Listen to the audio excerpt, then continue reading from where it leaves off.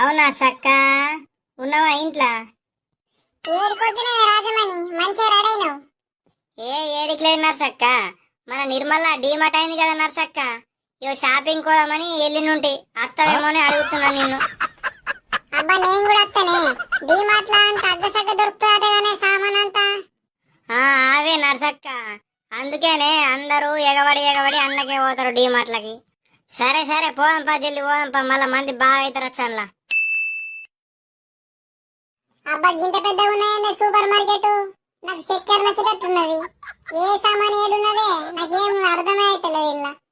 అబ్బా కందిపప్పు 200కి కిలో ఉన్నది రాజమణి. నిన్న నల్లికుట్టలింగన నాకు 250కి కిలో ఇచ్చిండే. నర్సక్క సామాన్ కొనడం అయిందా లేదా ఇంకా? ఏడుకోతవే రాజమణి, బయట ఎండ కొడుతున్నది. ఇంట్లో కూడా ఫ్యాన్లు పనే ఎత్తలేవే. ఇక్కడ చల్లగా ఉన్నది మంచి ఏసీలా.